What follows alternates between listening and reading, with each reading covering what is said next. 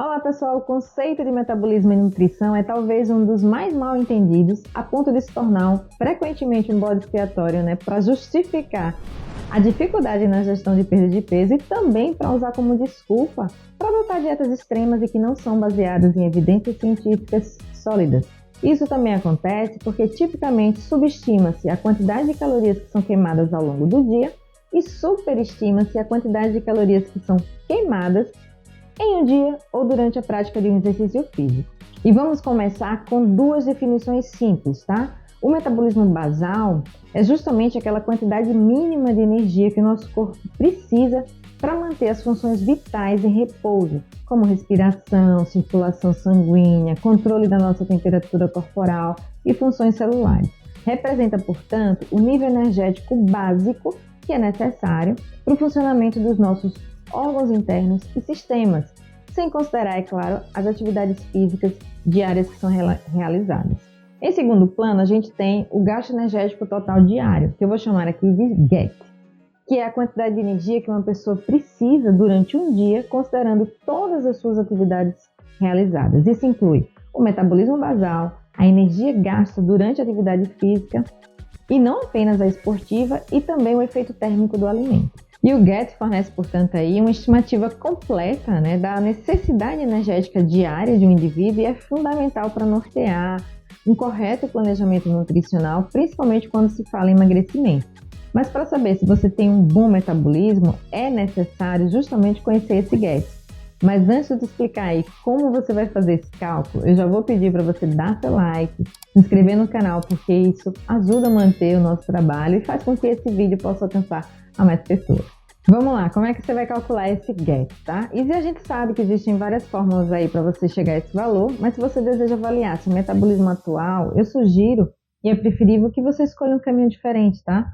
Então, por uma semana, você tenha o cuidado de registrar tudo o que você consome em um aplicativo de contagem de calorias. E se durante esses 7 dias, e seria ótimo se você conseguisse fazer isso por 2 semanas, o seu peso não mudar, parabéns! Você encontrou aí o seu gasto energético total diário, tá? E para você encontrar a sua média de caloria, você vai precisar dividir esse valor por 7 ou por 15, dependendo aí do período que você escolheu para fazer esse registro. E a descoberta do seu GET é apenas o primeiro passo para você entender a complexidade do seu metabolismo.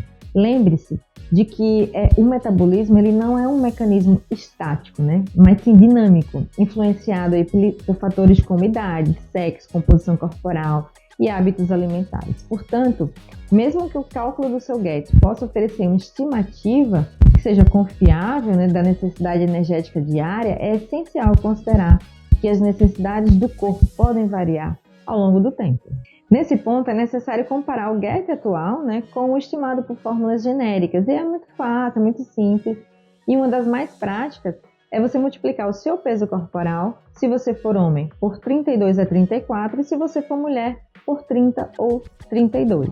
Por exemplo, um homem de 80 quilos normalmente deverá consumir 2.560 a 2.720 calorias, dentro dessa variação de peso, e a mulher de 60 quilos vai consumir entre 1.800 calorias a 1.920 calorias ao dia.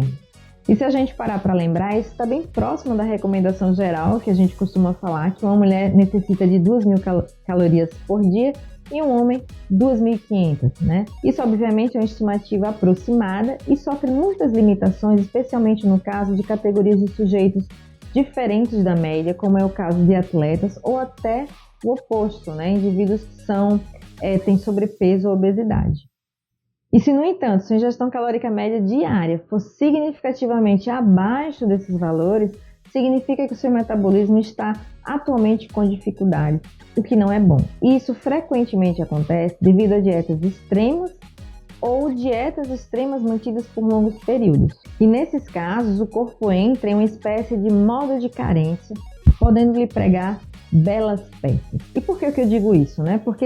Porque justamente ele vai reduzir a sua demanda metabólica, limitando o máximo possível seus desperdícios, e com isso o seu corpo passa a gastar menos energia e você vai deixar de perder peso.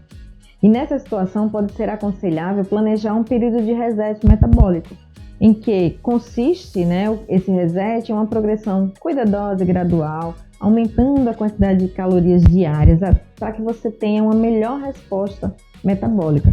A gente poderia chamar daquele despertar metabólico. Ele está lá trabalhando sempre na baixa, economizando energia, dificultando a sua perda de peso, e quando você promove esse aumento no consumo de calorias, ele é como se ele acordasse para um novo trabalho metabólico. E é importante notar que na base de qualquer plano dietético deve ser sempre dada a atenção necessária à atividade física. E não precisa ser somente um esporte, né? Pode ser um estilo de vida que seja mais ativo, porque isso é indispensável para poder enfrentar esse reset metabólico, que algumas vezes é chamada aí de dieta reversa, né? Porque você passa a dar mais calorias. E para isso, é necessário sim o acompanhamento com um nutricionista. E atenção, pessoal, apesar de tudo isso, né, que eu falei aqui para vocês, apresentar uma visão muito simplificada do conceito de metabolismo, é importante entender e deixar claro, né, que o chamado metabolismo lento por causas genéticas, na verdade, quase nunca é a causa principal, primordial da dificuldade da sua perda de peso. Em vez disso, na maioria das vezes, é devido a um consumo diário de calorias muito superior ao que se pensa, né? Lembre-se de que a gente tende a subestimar tudo aquilo que a gente come, a um excessivo sedentarismo, né, que pode reduzir o seu GAT, ou superestimar um gasto calórico em um exercício ou em uma atividade. Pode ser ainda por uma escolha de dietas excessivamente agressivas, né, ou restritas, que com o tempo podem de fato forçar o corpo a fenômenos de adaptação, né, que tornam insustentáveis cortes calóricos adicionais, e esta é uma condição de que definiria aí o que a gente chama de metabolismo desacelerado. E na maioria dos casos, através, é claro, de uma dieta cuidadosamente elaborada, planejada, um estilo de vida ativo, é absolutamente possível, né, reativar o seu metabolismo, ou mais corretamente, trazer você de volta a uma condição fisiológica ideal, né, e assim gerenciar uma perda de peso correta, desde que se aceite que esse caminho pode ser um pouquinho mais longo do que você deseja, né? E se esse peso for significativo, né, grande, pode ser necessário aí recorrer a por algumas vezes essas pausas de reset metabólico.